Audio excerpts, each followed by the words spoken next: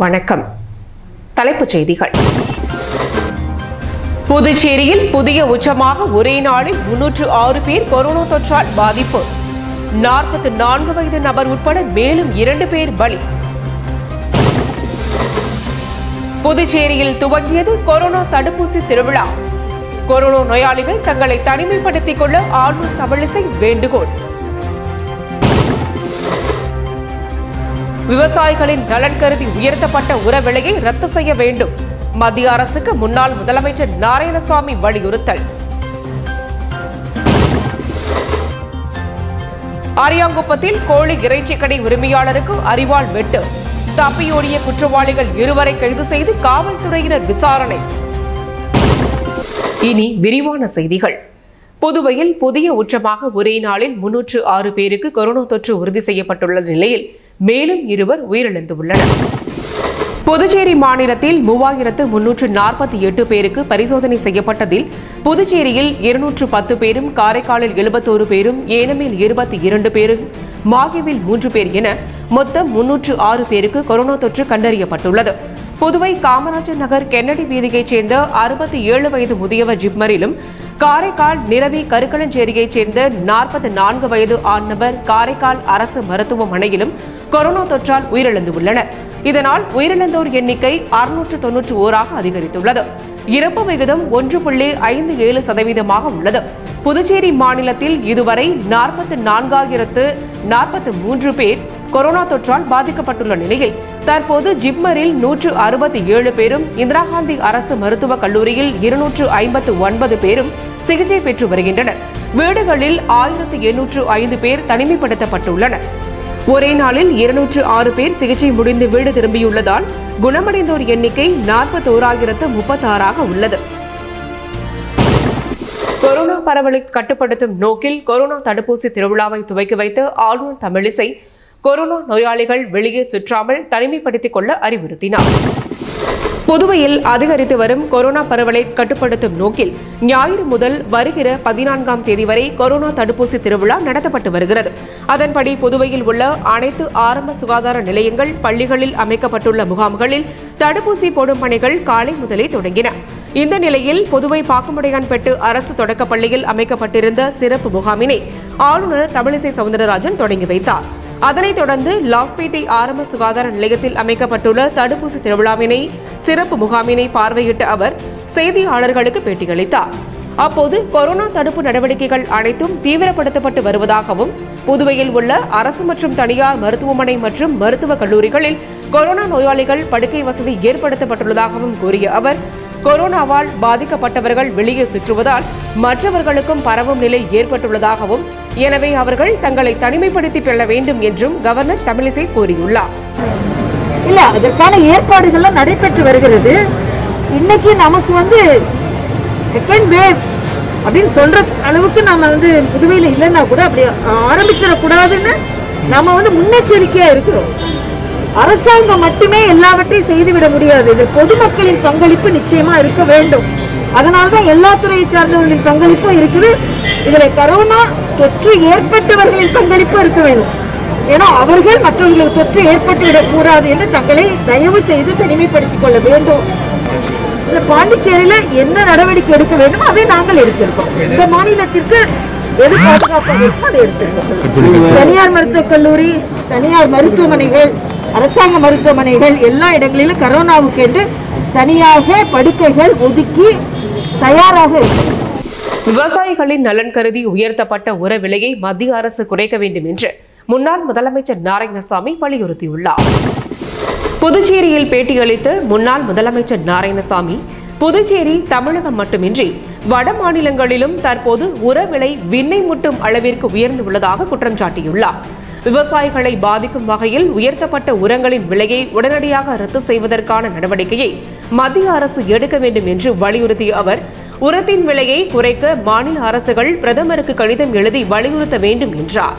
மேலும் கொரோனா தொற்று அதிகரித்து வருவதால் புதுச்சேரியில் அனைவருக்கும் இலவசமாக பரிசோதனை செய்ய வேண்டும் என்றும், செவிலியர்கள், ஆஷா பணியாளர்களை வீடு வீடாக சென்று கொரோனா பரிசோதனையை தீவிரப்படுத்த வேண்டும் என்றும் கேட்டுக் கொண்டுள்ளார். அரியாங்குப்பத்தில் கோழி இறைச்சி கடை உரிமையாளரை கத்தியால் குத்திய 2 பேரை காவல்துறையினர் கைது செய்து விசாரணை மேற்கொண்டுள்ளனர். புதுச்சேரி அரியாங்குப்பம் வீராம்பட்டினம் பவானி நகரை சேர்ந்தவர் சிலம்பரசன் என்பவர். அரியாங்குப்பம் ஸ்ரீதர் நகர் 1வது குறுக்கு தெருவில் கோழி இறைச்சி கடை நடத்தி வருகிறார். சனியன்று மாலை சிலம்பரசன் தனது கடையில் வழக்கம் போல் வியாபாரத்தில் ஈடுபட்டுக் கொண்டிருந்த போது அரியாங்குப்பம் பர்கத் நகரைச் சேர்ந்த ஆனந்த் மற்றும் சுரேஷ் ஆகியோர் கடைக்கு வந்தனர். முன்விரோதம் காரணமாக சிலம்பரசனிடம் அவர்கள் தகராறில் ஈடுபட்டனர். அப்போது திடீரென அவர்கள் இருவரும் மறைத்து வைத்திருந்த கத்தியை எடுத்து சிலம்பரசனை சரமாரியாக வெட்டினர். இதில் கழுத்து, கை உள்ளிட்ட இடங்களில் பலத்த காயம் ஏற்பட்டு ரத்த வெள்ளத்தில் சரிந்து விழுந்தார். உடனே ஆனந்த், சுரேஷ் ஆகிய இருவரும் அங்கிருந்து தப்பி ஓடிவிட்டனர். அக்கம் பக்கத்தில் இருந்தவர்கள் சிலம்பரசனை மீட்டு புதுச்சேரி அரசு மருத்துவமனைக்கு கொண்டு சென்றனர். அங்கு அவருக்கு மருத்துவர்கள் தீவிர சிகிச்சை அளித்து வருகின்றனர். இதுகுறித்த புகாரின் பேரில் அரியாங்குப்பம் காவல்துறையினர் கொலை முயற்சி, கொலை மிரட்டல் உள்ளிட்ட 3 பிரிவுகளின் கீழ் வழக்கு பதிவு செய்து தப்பியோடிய ஆனந்த், சுரேஷ் ஆகியோரை கைது செய்து விசாரணை நடத்தியதில் பணம் கொடுக்கல் வாங்கலில் ஏற்பட்ட தகராறில் சிலம்பரசனை கத்தியால் குத்தியதாக தெரியவந்துள்ளது. தொடர்ந்து போலீசார் விசாரணை மேற்கொண்டு வருகின்றனர். பல்வேறு தரப்பினரின் கோரிக்கையை ஏற்று இரவு 8 மணியில் இருந்து கோவில்கள் மூடும் நேரத்தை 10 மணியாக மாற்றி ஆளுநர் தமிழிசை உத்தரவிட்டுள்ளார். புதுச்சேரி மாநிலத்தில் நாள்தோறும் கொரோனா தொற்று அதிகரித்து வருகிறது. மேலும் பரவலை தடுக்க பல்வேறு கட்டுப்பாடுகளை துணைநிலை ஆளுநர் தமிழிசை சவுந்தரராஜன் விதித்திருந்தார். மேலும் வழிபாட்டு தலங்களை இரவு 8 மணிக்கு மூடவும் உத்தரவிட்டிருந்தார். இதனிடையே பண்டிகை காலம் என்பதால் வழிபாட்டு தலங்களை இரவு 10 மணி வரை திறக்க பல்வேறு தரப்பினரும் கோரிக்கை விடுத்துள்ளனர். இந்நிலையில் ஆளுநர் மாளிகையில் துணைநிலை ஆளுநர் தமிழிசை சவுந்தரராஜன் மத குருக்களுடன் ஆலோசனை நடத்தினார். ஆலோசனை கூட்டத்திற்கு பின்னர் செய்தியாளர்களிடம் பேசிய துணைநிலை ஆளுநர் தமிழிசை, மத தலைவர்கள் வலியுறுத்தலின் அடிப்படையில் 8 மணிக்கு மூடப்பட உள்ள வழிபாட்டு தலங்கள் இரவு 10 மணிக்கு மூடப்படும் என்றார். முத்தியால்பேட்டை தொகுதியில் கொரோனா தடுப்பூசி குறித்த விழிப்புணர்வை ஏற்படுத்தும் வகையில் சிறப்பு வாகனத்தை அதிமுக சட்டமன்ற உறுப்பினர் வையாபுரி மணிகண்டன் துவக்கி வைத்தார். நாடு முழுவதும் கடந்த சில நாட்களாக கொரோனா பாதிப்பு அதிகரித்து வருகிறது. இந்நிலையில் 45 வயதிற்கு மேற்பட்டவர்களுக்கு கொரோனா தடுப்பூசி போடப்பட்டு வருகிறது. மேலும் இன்று முதல் 4 நாட்களுக்கு கொரோனா தடுப்பூசி திருவிழாவானது நடைபெறுகிறது. அதன் அடிப்படையில் ஒவ்வொரு தொகுதியிலும் ஆரம்ப சுகாதார நிலையங்கள், பள்ளிகள் உள்ளிட்ட பல்வேறு இடங்களில் தடுப்பூசி செலுத்தப்பட்டு வருகிறது. இதனிடையே புதுச்சேரி முத்தியால்பேட்டை தொகுதி மக்களுக்கு கொரோனா தடுப்பூசி குறித்து விழிப்புணர்வை ஏற்படுத்தும் வகையில் விழிப்புணர்வு வாகனத்தை தொகுதியின் அதிமுக சட்டமன்ற உறுப்பினர் வையாபுரி மணிகண்டன் தொடங்கி வைத்தார். இந்த விழிப்புணர்வு வாகனத்தில் தடுப்பூசி செலுத்தக்கூடிய இடங்கள், தடுப்பூசியினால் ஏற்படும் நன்மைகள் உள்ளிட்ட பல்வேறு வாசகங்கள் அடங்கியுள்ளன. தெளிவுபட போலீஸ் தாக்குதலில் இருந்து தற்காத்துக் கொள்ளும்படி சட்டமன்ற உறுப்பினர் திரு வையாபுரி மணிகண்டன் கேட்டுக் கொண்டுள்ளார். வண்ண அருவி கலைக்கூடத்தில் நடைபெற்ற ஓவிய கண்காட்சியில் 100க்கும் மேற்பட்ட படைப்புகள் காட்சிக்கு வைக்கப்பட்டிருந்தன. புதுச்சேரி செயின்ட் தெரசா வீதியில் உள்ள வண்ணருவி ஓவிய கலைக்கூடத்தில் ஓவியர் சிற்பி ஜெயராமன் நினைவாக ஓவியர்கள் ஜோன்ஸ், இமானுவேல், ஐயப்பன் ஆகியோரின் ஓவிய கண்காட்சி நடைபெற்றது. இதில் ரமா, சுரேஷ், கீர்த்தி, அன்பழகன் ஆகியோர் கலந்து கொண்டு ஓவிய கண்காட்சியை திறந்து வைத்தனர். மேலும் ஓவிய கண்காட்சி சுமார் 100க்கும் மேற்பட்ட படைப்புகள் காட்சிப்படுத்தப்பட்டிருந்தன. செய்திகள் தொடர்கின்றன. புதுச்சேரியில் ஒரே நாள் இரவில் 2 கோவில்களில் சுமார் 1.5 லட்சம் ரூபாய் பணம் கொள்ளையடிக்கப்பட்டுள்ள சம்பவம் குறித்து காவல்துறையினர் விசாரணை மேற்கொண்டுள்ளனர். புதுச்சேரி மூலகுளம் அடுத்த அரும்பார்த்தபுரம் பகுதியில் அமைந்துள்ளது செங்காலன் நீரம்மன் கோவில். இந்நிலையில் சனியன்று நள்ளிரவு மர்ம நபர்கள் சிலர் கோயிலின் பூட்டை உடைத்துக் கொண்டு உள்ளே சென்று அங்கிருந்த உண்டிகளை உடைத்து அதில் இருந்த 1 லட்சம் ரூபாய் பணத்தை திருடிச் சென்றுள்ளனர். சம்பவம் குறித்து கோயில் பொருளாளர் கோவிந்தசுவாமி ரெட்டியார்பாளையம் காவல் நிலையத்தில் அளித்த புகாரை அடுத்து காவல்துறையினர் வழக்கு பதிவு செய்து உண்டிகளை உடைத்து பணம் திருடிய மர்ம நபர்களை தேடி வருகின்றனர். இதேபோன்று வில்லியனூர் அருகே உள்ள ஜியன்பாளையம் அருட்குரு தேங்காய் சுவாமிகள் சித்தர்பீட கோவில் உண்டிகளையும் உடைத்து 50,000 ரூபாய் பணம் கொள்ளையடிக்கப்பட்டுள்ளது. இத்திருட்டு சம்பவம் குறித்து கோவில் நிர்வாக குழு தலைவர் ஆறுமுகம் வில்லியனூர் காவல் நிலையத்தில் அளித்த புகாரை அடுத்து காவல்துறையினர் வழக்கு பதிவு செய்து சிசிடிவி காட்சிகள் மூலம் குற்றவாளிகளை தேடி வருகின்றனர். புதுச்சேரி பெரியார் படிப்பகத்தில் பெரியார் சிந்தனையாளர் இயக்கம் சார்பில் சிறப்பு கருத்தரங்கம் நடைபெற்றது. புதுச்சேரி பெரியார் படிப்பகத்தில் மறைந்த சம்பத் அவர்களின் நினைவேந்தல் நிகழ்ச்சி மற்றும் சிறப்பு கருத்தரங்கம் நடைபெற்றது. ஒருங்கிணைப்பாளர் சந்திரன் தலைமை தாங்கினார். புஷ்பராஜ் தொடக்க உரை ஆற்றினார். திராவிட கழகத்தின் மாநில தலைவர் வீரமணி படத்தினை திறந்து வைத்து சிறப்புரை ஆற்றினார். தமிழ்நாடு திராவிட கழக தலைவர் நாகராஜன் கருத்துரை ஆற்றினார். மேலும் இதில் பெரியார் சிந்தனையாளர்கள் இயக்கத்தின் நிர்வாகிகள் பலர் கலந்து கொண்டனர்.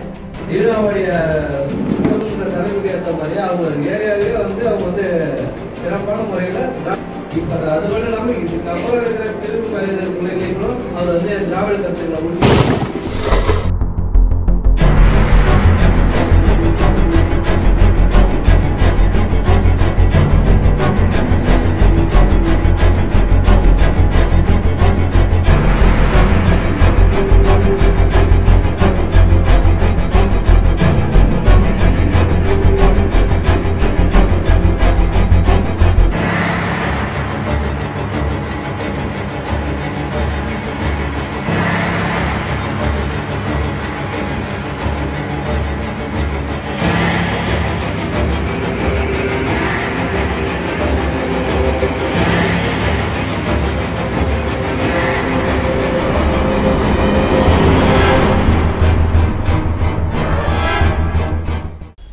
தனது குரல் வலிமையால் பட்டி தொட்டி எங்கும் பிரபலமான பாடல்களை நமக்கெல்லாம் வழங்கிச் சென்ற பிரபல பின்னணி பாடகர் மலேசியா வாசுதேவன் இன்றளவும் நம்மால் மறக்க முடியவில்லை. கேரளத்தை பிறப்பிடமாக கொண்ட மலேசியாவை சேர்ந்த சத்து நாயர் அம்மாளு தம்பதியருக்கு மலேசியா வாசுதேவன் 8வது மகனாக பிறந்தார். மலேசியாவில் தமிழர் இசைக்குழு ஒன்றில் முக்கிய பாடகராக விளங்கினார். மலேசியாவில் பல நாடகங்களில் நடித்த அனுபவத்தை நம்பிக்கையாக கொண்டு சென்னை வந்து திரைப்பட வாய்ப்புகளை தேடினார். மலேசிய தமிழர்கள் கூட்டாக தயாரித்த ரத்தப்பே என்ற தமிழ் படத்தில் முதலாக நடிகனாக அறிமுகமானார். இளையராஜாவின் பாவல் பிரதர்ஸ் இசைக்குழுவில் சேர்ந்து பல மேடை கச்சேரிகளில் பாடி வந்தார். பின்னர் GK வெங்கடேஷ் இசையமைப்பில் பொல்லாத உலகில் ஒரு போராட்டம் என்ற படத்தில் பாலு விக்கிர பத்தம்மா என்ற பாடல் மூலம் திரையுலகில் பாடகராக அறிமுகமானார். பாரதி ராஜா இயக்கத்தில் 16 வயது நிலை படத்தில் கமல்ஹாசனுக்காக இளையராஜா இசையமைப்பில் இவர் பாடிய ஆட்டுக்குட்டி முட்டையிட்டு என்ற பாடல் பட்டி தொட்டி எங்கும் இவரது புகழை பறைசாற்றியது. அதன் பிறகு ஏராளமான படங்களில் புகழ்பெற்ற பாடல்களை பாடினார். கோடைக்கால காற்றே, அள்ளி தந்த பூமி, அடியோடு பூங்குடியே, தங்கச்சங்கிலி என இவர் பாடிய பாடல்கள் புகழ் பெற்றன. பாடகராக இருந்தபோது தமிழ் சினிமாவில் நடிகராகவும் வலம் வந்தார். ஒரு கைதியின் டைரி படத்தில் வில்லனாக நடிக்க ஆரம்பித்தவருக்கு அதன் பின்னர் பல படங்களில் நடிக்க வாய்ப்பு வந்தது. 85 திரைப்படங்களில் நடித்துள்ளார். இவரது திறமையை பாராட்டி தமிழக அரசு இவருக்கு கலைமாமணி விருது வழங்கி கௌரவித்தது. பக்கவாத நோயால் பாதிக்கப்பட்ட வாசுதேவன் 2011ஆம் ஆண்டு பிப்ரவரி மாதம் 20ஆம் தேதி காலமானார். அவர் மறைந்தாலும் அவர் பாடிய காலத்தால் அழியாத பாடல்களால் இன்றளவும் நம்மால் மறக்க முடியவில்லை.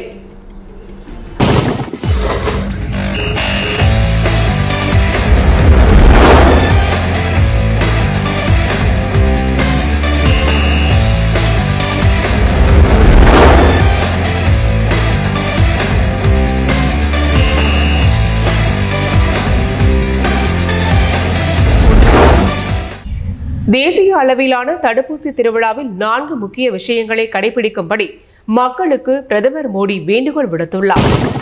தேசிய அளவில் கொரோனா தடுப்பூசி போடும் பணிகள் இன்று தொடங்குகிறது. இது பற்றி பிரதமர் மோடி மக்களுக்கு ஆற்றியுள்ள உரையில், நாம் இன்று தேசிய அளவில் நிகா உற்சவை தொடங்க இருப்பதாகவும் அதனால் நாட்டு மக்கள் 4 முக்கிய விஷயங்களை கடைபிடிக்க வேண்டும் என வலியுறுத்தி கேட்டுக்கொள்வதாகவும் கூறியுள்ளார். தடுப்பூசி போட செல்லும் மக்களுக்கு தேவையான உதவிகளை செய்ய வேண்டும் என்றும் கொரோனா சிகிச்சை பெறுவதற்கு உதவி செய்ய வேண்டும் எனவும் கேட்டுக்கொண்டுள்ளார். முகக்கவசம் அணிந்து செல்ல வேண்டும் எனவும் மற்றவர்களையும் அணியும்படி ஊக்கப்படுத்த வேண்டும் என்றும் கேட்டுக்கொண்டுள்ளார். யாருக்கேனும் கொரோனா பாதிப்பு இருப்பது உறுதி செய்யப்பட்டால் அந்த பகுதியில் சிறிய அளவிலான கட்டுப்பாட்டு மண்டல பகுதியை உருவாக்குங்கள் என்று கூறியுள்ளார்.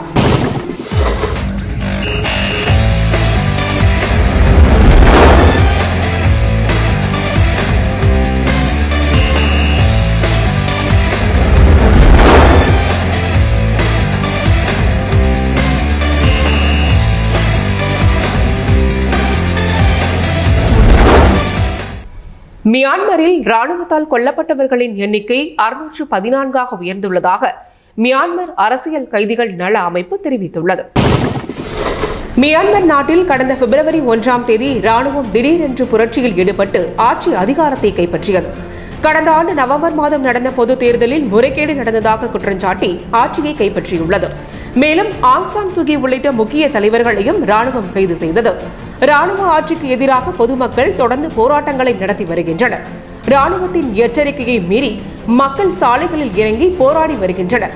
ஆனால் போராட்டங்களை ஒடுக்க ராணுவம் துப்பாக்கிச்சூடு நடத்தி வருகிறது. இதில் பலர் கொல்லப்பட்டுள்ளனர்.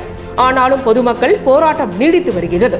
இந்த நிலையில் மியான்மரில் ஒரே நாளில் 82 பேரை ராணுவம் சுட்டுக் கொண்டுள்ளதாக தகவல் வெளியாகி இருக்கிறது. பாக்கு நகரில் ராணுவ ஆட்சிக்கு எதிராக பொதுமக்கள் போராட்டங்கள் நடத்தினர். அவர்கள் மீதும் ராணுவம் துப்பாக்கிச்சூடு நடத்தியது.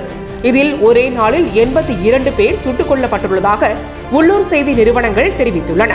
கடந்த மாதம் 14ஆம் தேதி யான்பூன் நகரில் போராட்டக்காரர்கள் மீது துப்பாக்கிச்சூடு நடத்தியதில் ஒரே நாளில் 114 பேர் கொல்லப்பட்டனர். அதன் பிறகு ஒரே நாளில் அதிகபட்சமாக பாக்கு நகரில் 82 பேர் கொல்லப்பட்டுள்ளனர் என்பது குறிப்பிடத்தக்கது. இதற்கிடையே மியான்மரில் ராணுவத்தால் கொல்லப்பட்டவர்களின் எண்ணிக்கை 614ஆக உயர்ந்துள்ளதாக மியான்மர் அரசியல் கைதிகள் நல அமைப்பு தெரிவித்துள்ளது. இதில் 46 பேர் சிறுவர்கள் என்றும் அந்த அமைப்பு கூறியுள்ளது.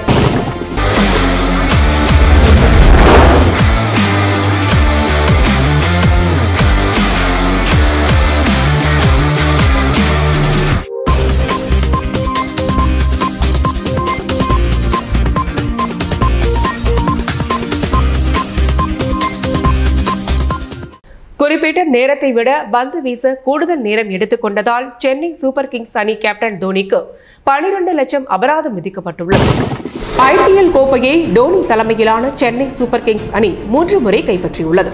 14வது சீசனில் சென்னை அணி நேற்று நடந்த தொடக்க ஆட்டத்தில் டெல்லி அணியிடம் தோற்றது. 188 ரன் குவித்தும் CSK அணியால் வெற்றி பெற முடியவில்லை. அந்த அளவுக்கு அணியின் பந்துவீச்சு பலவீனமாக இருந்தது. இந்த ஆட்டத்தில் சென்னை சூப்பர் கிங்ஸ் அணி வீரர்கள் மெதுவாக பந்து வீசினார்கள். குறிப்பிட்ட நேரத்தில் அவர்கள் பந்து வீசாமல் கூடுதல் நேரத்தை எடுத்துக்கொண்டனர். இதற்காக IPL விதிமுறைப்படி CSK அணி கேப்டன் தோனி மீது நடவடிக்கை எடுக்கப்பட்டுள்ளது. அவருக்கு 12 லட்சம் அபராதம் விதிக்கப்பட்டுள்ளது. IPL விளையாட்டு விதிப்படி 20 ஓவரை 90 நிமிடங்களில் வீச வேண்டும். அதாவது 1 மணி நேரத்தில் 14.1 ஓவரை வீசி முடிக்க வேண்டும். CSK அணி பந்து வீசுவதற்கு அதிக நேரம் எடுத்துக்கொண்டதால் தோனிக்கு அபராதம் விதிக்கப்பட்டுள்ளது. இன்றைய தங்கம் மற்றும் வெள்ளி விபரம் வழங்குவோர் ஸ்ரீ தேவா கோல்டு மார்ட். தங்கம் 1 கிராம் 4340 ரூபாய்.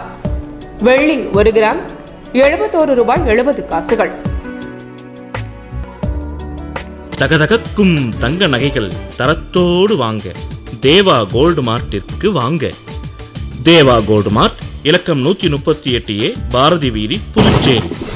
மீண்டும் தலைப்புச் செய்திகள்.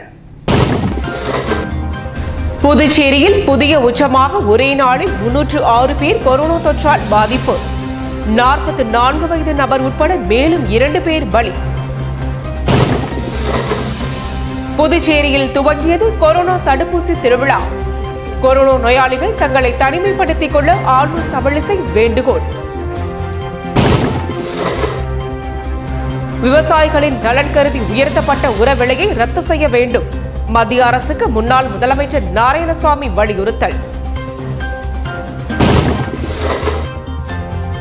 அரியாங்குப்பத்தில் கோழி இறைச்சி கடை உரிமையாளருக்கு அரிவாள் வெட்டு. தப்பியோடிய குற்றவாளிகள் 2 கைது செய்து காவல்துறையினர் விசாரணை. இத்துடன் செய்திகள் நிறைவடைந்தன. வணக்கம்.